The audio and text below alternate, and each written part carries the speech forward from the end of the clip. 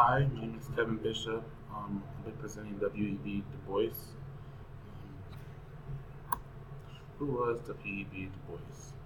Du Bois was born on February 23rd, 1868 in Massachusetts. He was one of the first African Americans to earn a PhD from Harvard University.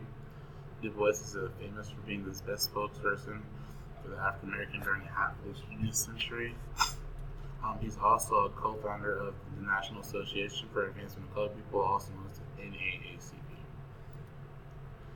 His early life, William Edward Berthold Du Bois, that's what W.E.B. Du Bois stands for, identified himself as a mulatto, which is a person who's half white, half black. Growing up, he decided that he wanted to not embrace his black side, or not necessarily that. Growing up didn't really matter which race he was, so he wasn't predominantly white or predominantly black, he was just mixed, and they accepted him as that. In 1885, he moved to Nashville, Tennessee, and he attended Fisk University, and that's when he really saw true racism, and that's when he started to notice that he didn't fit in. People weren't accepting him like they did in his early childhood. Like, people saw him as just black, they didn't view him as just being mixed. He graduated bachelor's and moved to Harvard University for his master's. He was selected for a study abroad program in Berlin. That's where he was exposed to political perspectives that changed his views from right and wrong. So, that's where he saw, the race didn't matter, and that he really noticed that this issue is just occurring in the United States, or it's occurring to black people in, these territories. He's first African American PhD from Harvard University in 1985. Beliefs: while working at Atlanta University, Du Bois publicly opposed Booker T. Washington in the Atlanta Compromise. An agreement, Booker T. Washington and Atlanta Compromise was an agreement that asserted that vocational education for blacks is more valuable to them than social advantage like higher education, political office. Du Bois felt like Washington didn't demand equality for African Americans as granted by the 14th Amendment. Du Bois fought for what he felt was right, and that's how he became a spokesperson for political rights. So, to give you more information about what Washington was standing for, he felt that black people should stay stagnant in what they've been doing. They shouldn't try to excel and get equality. They should just be happy where they're at and be happy that they're not slaves at that point, that they still have some kind of liberties. Not all of them as white people, but he felt like us coming to a compromise and just settling to being underneath him, that's what Booker T. Washington's stand was. And Du Bois fought for equality, and he knew that it shouldn't matter the race that you are, that everyone should have equality. And so that's why they have their differences, because their viewpoints were different. I guess they both wanted change, but Du Bois wanted equality, and Washington just wanted us to not be slaves, I guess you could say. The Niagara Movement sees the leadership of Black America from Booker T. Washington, also known as Uncle Tom, who believes in soft approach and encourage African Americans to submit for quiet life, second class status. We will not, and this is a quote from Du Bois, we will not be satisfied to take one job or title less than our manhood rights. So that's what I was saying earlier. This is just, I guess, another quote about that we shouldn't be second class to white people just because of our skin. It's be more about what's going on in our brains and our mindset, and so with that for the opportunities given. So co-founder of the NAACP, in 1903, Du Bois published A Soul of Black Folk, a collection of 14 essays. In the years, he opposed biological white superiority and vocally supported women's rights.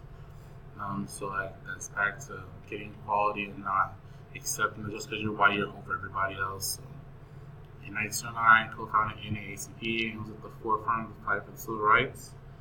He was concerned not only with race, but also with class. So he wanted everyone in our race to have equality, but he didn't want us to be limited for just those second-hand jobs. He wanted us to have to be able to have the political position in government with that. Because before, Washington was doing was we would just be second and underneath and have the high important jobs. We wouldn't be able to be in office like that, and that's what Du Bois was standing for. And he wanted us to have equality in every way. He served as an editor for his monthly magazine, The Crisis. That was the NAACP's monthly magazine, I guess, of information. of the Pan-African Congress in 1911. He became a member of the Socialist Party of America.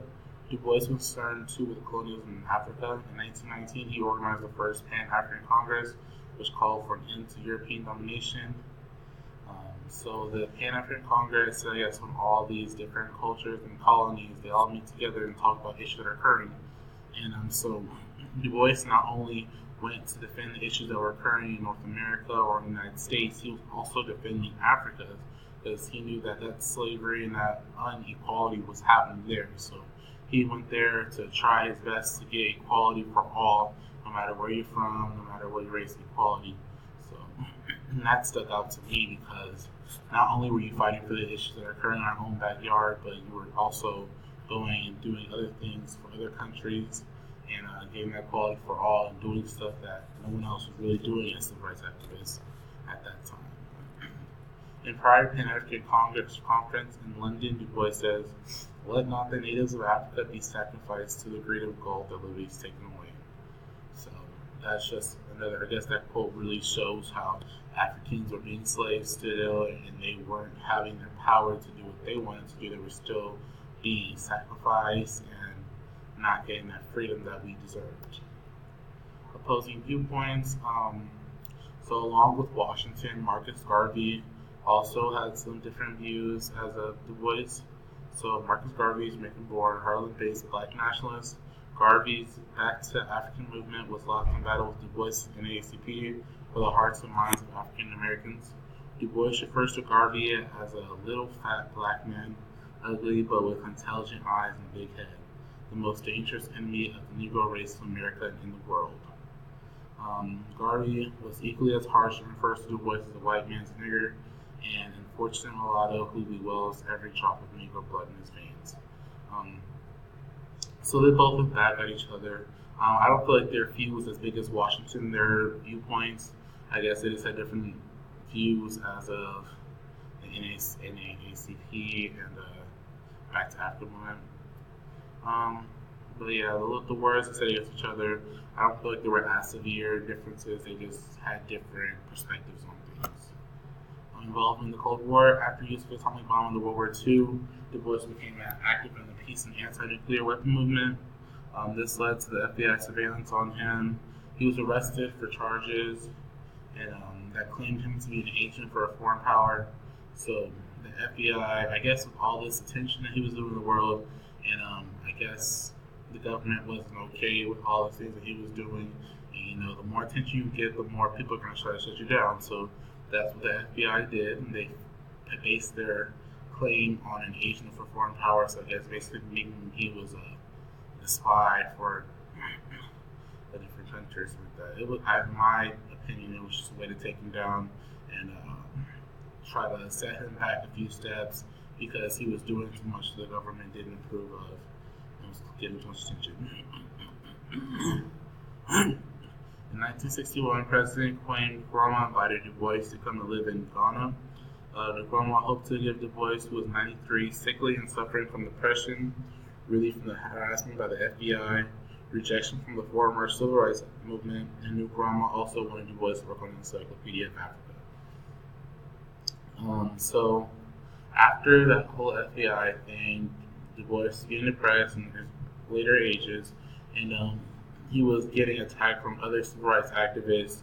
I don't know. I guess they didn't support him like they should have in stuff ways. So everybody has their differences in the way they do things, and he felt like they were attacking him, and they weren't all working together like they needed to be. So he was suffering from depression, and then Nkrumah invited him to Africa and to work on the encyclopedia, and I guess to give him a break from that and enjoy the liberties, or not liberties, but live the rest of his life happy and doing things. And I guess Nkrumah that was also his way of saying thank you for all that stuff he was doing for Africa, even though he didn't have to do it. Du Bois dies from natural causes on August 23rd, 1963, at his home in Akara. He died the day before Martin Luther King walked on Washington. Du Bois lived to see Africa achieve independence and see European colonialism defeated all around the world.